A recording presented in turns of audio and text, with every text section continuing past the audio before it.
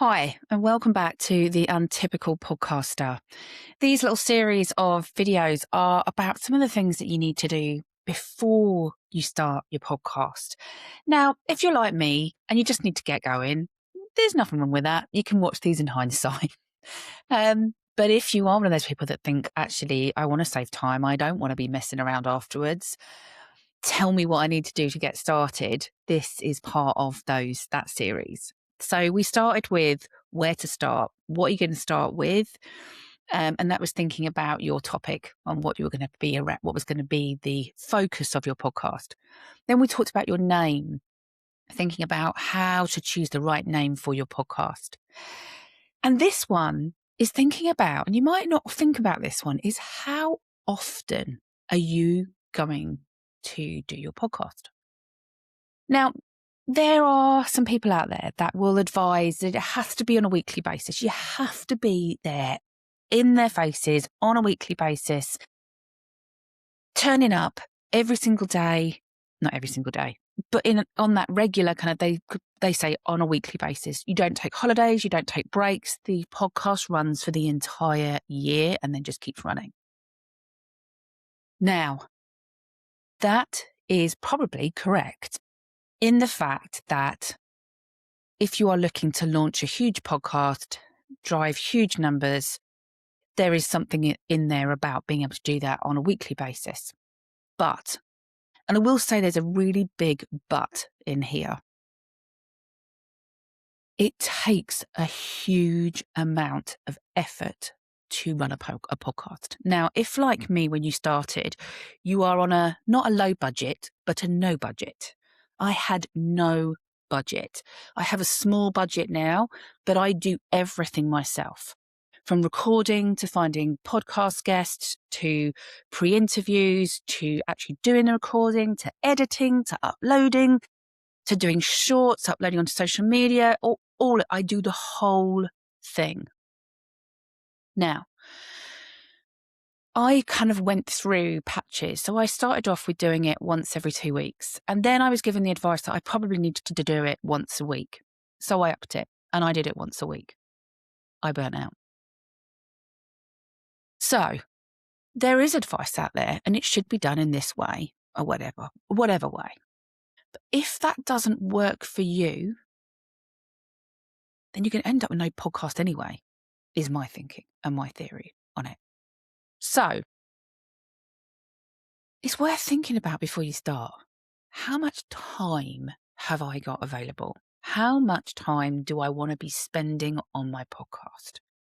Is it something that I want to spend a couple of hours every couple of weeks doing? Or is it something that I can really plow money into? I've got a team that I can farm things out to. And actually, the only bit I'm really going to be involved in is just the recording bit. And I've got a team to farm it out to. In which case, weekly podcasts are probably going to be manageable for you. If, like me, you are starting off with a low budget, no budget, I would suggest, and you're working, and you're doing all the other things that you do, this isn't your full-time job. And I think there are very few podcasters, this is their full-time job, because let's face it doesn't bring us loads of money, if any at all. I'm going to talk about that on another podcast. It's about money. So it's thinking about how much time do I have? How much time can I give to the podcast? How much time do I want to give to the podcast? And how much time have I got to give to the podcast? So those are two really, really important things. And as I say, there are experts out there will tell you for algorithms, for searchability, for building habits and behaviors in your listeners, that it should be regular. And that bit I would probably agree with, in the fact that you build habits, listening habits with your followers. But you can create that listening habit. It doesn't have to be weekly. Now, I would love to be able to do it weekly. That's what my ultimate aim is. But at the moment, with the other pulls I have in my life, I know I haven't got the time to do that. I also don't have the money to buy in extra support to be able to deliver that. So I quickly changed. So I was doing my bi-weekly, then I went to once every week, and I quickly burnt out and had to pull back. So then I went back to doing every 2 weeks. And then what I do is I pop in bonus episodes as I have got the spoons and the energy to be able to do extra ones. So it takes a little bit of pressure off me, because what I didn't want to do is get into, oh my God, I've got to get something out. And I don't want to deliver crap. That's not what this is about for me. So it was more important to me that what I was able to deliver was quality and was worth listening to, rather than just spewing stuff out because I was told that's what I needed to do. So I flipped back to doing it every 2 weeks. And as I say, putting in my bonus episodes as and where I wanted to, but I had a regular pattern. My listeners always know. You can do a bit of research around the best days to release your podcast. There are different theories out there around it's better on this day at this time and whatever. I release mine on a Tuesday, and I used to release it at 12 o'clock. But what I do now is I've moved it to 7 o'clock in the morning, because I realised quite a lot of parents were listening into it on the way back from school drop-offs, on the way to work after school drop-offs. And actually was missing a load of them that by it releasing at lunchtime, everyone was busy.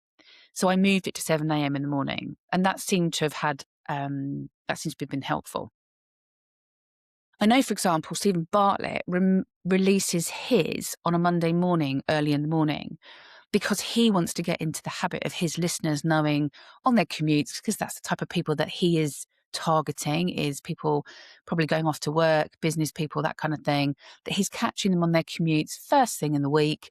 And their habit is that podcast will be there on a regular basis. He does it weekly on a Monday morning. Can't remember the time, but it's always the same. And he runs his podcast all the way through the year. He never breaks. But as I said, he has got a huge team. Well, not a huge team, but he's got money behind it, with a team behind it. So he is not involved in all of that. So it's much easier to deliver that when you've got that backing. So just think about that. Think about your money you've got available. Think about the time you've got available. And then it's about making it fit you. This is your podcast. And just because somebody tells you, actually, you need to go out every single week for the 52 weeks of the year, if you're going to burn out, you'll end up with no podcast. So it's not worth it. What is important is the predictability. So again, I have made slight adaptations to mine. Some people say to you, don't do seasons. It's a killer for your listeners. You'll lose people. But also what I found is that the people that I'm going out to are parents.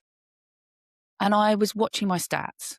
And what I was finding was, during that holiday period, even though I was bringing out episodes, my stats were taking a cliff dive off there. And when I thought about it, when parents are really busy, they might not be working because they're at home doing childcare, their opportunities to listen to a podcast is reduced. Sometimes if they've got podcasts that they're listening to regularly, they haven't actually managed to catch up with them, if they're coming out too quickly. So what I decided was, I run mine now in seasons. So I tend to run it through a term. So I've fitted it in with school terms, basically. I don't break for half term, but I do break for Christmas, Easter, summer holidays. And I think that has become much more manageable for me, because also I was trying to stockpile stuff. I was trying to put out episodes that actually weren't getting the listens that they really truly deserved. And I felt like they were being missed because it was during the holiday period. So have a think about it. Have a think about who your listeners are and when they might be listening, because there will be quieter periods in the year when it drops off a bit. So it's thinking about what I want. Yeah. So my biggest thing is here, let me get this succinct and to the point for you, because that's what you want, is make it fit not just for your listener, but for you as well. You are the podcast. And if you're doing something that doesn't fit you or work for you, there will be no podcast. It might last 6 months. It might last a year. It might last the stats are, I can't remember. Is it 52 point something podcasts don't make it past their 8th episode. That's half of all podcasts don't make it past their eighth episode. And I would say that's probably to do with all the things that I'm talking about within this kind of little mini series. So I'll leave you with that one to kind of have a think about. Again, this is something else to be thinking about before you kick off, but don't panic.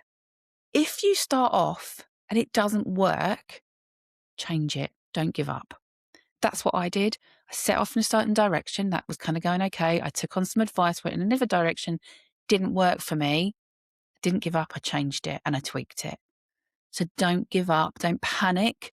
If you set off thinking, oh my God, I set off saying I was going to do it every week and now my list is all disappear. Whatever. If they disappear, they disappear. Others will come.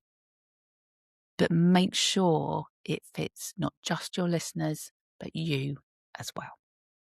Okay, till next time, I will see you then. I hope this was helpful. Let me know in the comments if you have decided that you might do seasons, if you might do weekly, if you might do bi-weekly, or if you've got a bit of a team around you, so you can create that consistency. But consistency is the key, but you can always change things as you go along. It's got to fit you as a podcaster. Make sure you like and subscribe, because when these come out, you'll get those reminders and you'll be ready for the next one. I will see you soon. Take care. Bye.